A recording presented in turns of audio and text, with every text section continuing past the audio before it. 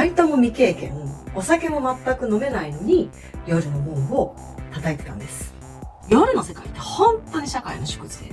いろんな方を見てきたんですけど、本当に一番勉強になったのは、そこで働いている女の子たちと男性の深層心理ですね。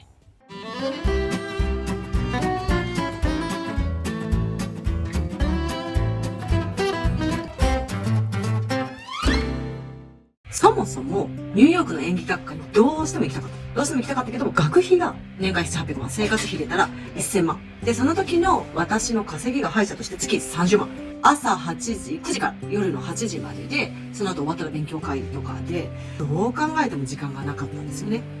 で、一番多分コスパがいい、割がいいのが夜のホステスだった。その時、私が祇園でヘルプで入って、夜の9時から夜中の1時、延長とかはあるけど、で、大体日給2万円だったんですよ。で、その当時勤めてた病院が四条河原町っていうところにあったので、普通に8時に終わって8時半まで片付けとかをして、お先に失礼しますって言って、走って祇園まで行って10分。そっから髪の毛整えて、メイク濃くしてお店に入るっていうこともしていました。そもそもなんでニューヨーク大だったのっていうと、実はその時付き合ってる人が、ニューヨークのアンダーグラウンドのミュージックシーンで結構、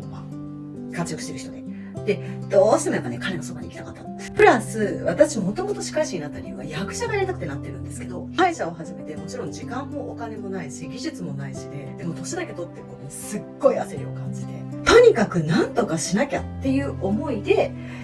バイトも未経験、お酒も全く飲めないのに、夜の門を叩いてたんです。もちろんお金が必要で始めたんですけれども、やっぱりやるならそれだけじゃなくって人脈も作りたかったので、一番トップの、世の中でもトップのお店に行こうと思って始めました。で、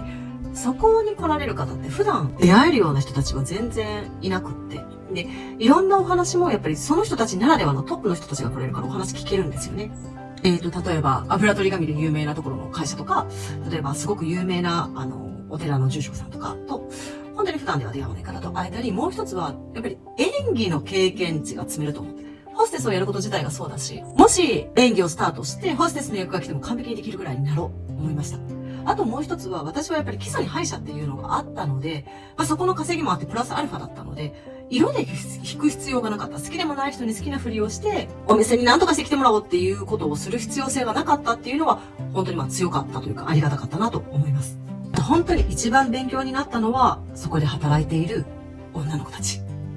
と男性の深層心理ですね。そもそも私、私立歯学部っていうバックグラウンドがあって、で、それがどういう世界かっていうと、駐車場に行くとね、ほぼほぼ外車しかない。国産車を探す方が難しい。で、外車も BM とかベンツとか、もうそのポルシェとか、それこそランボルギーニとかあるような世界だったんですね。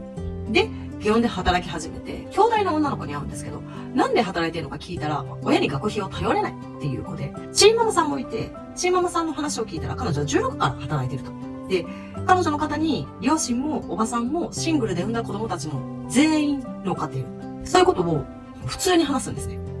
悲壮感もなく全く。私は、ハンマーで殴られたかのような、ものすっごい衝撃を受けたんです。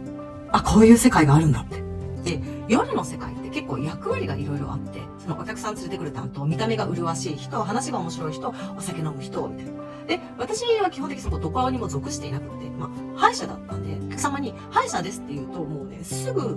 歯科相談が始まるんですね。みたいな。歯が痛いんだよ、実は。インプラント入れたんだよ、とか。で、そういう方を自分の病院に連れて行くんです。連れ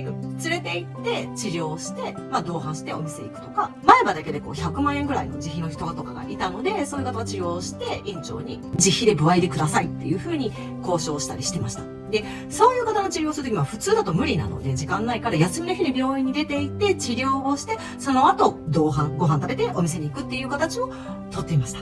つまり、唯一無二のポジションっていうのをある程度自分で作っていました。夜の世界って本当に社会の縮図で、いろんな方を見てきたんですけど、一番印象的だったのが、やっぱりね、普通の男性なんですね。男性って本当によく喋る。もうびっくりするぐらい喋る。家では全然会話ないとか言うじゃないですか。もうね、こっちが引くぐらい延々と喋り続けるんですよ。ちゃんと聞く人がいるとね。みんな寂しいんだろうなーって思ってたんですけど、また最後に大どんでん返しがあって、私立歯学部、世間知らずのお嬢ちゃんがそういうところに入るとですね、いいかもだったんですよね。全部騙されて持っていかれるんです。しかもね、一緒に働いていた女の子に全部騙されて持っていかれるんです。まあ、その話はまた別の機会。ということで、See you, boy!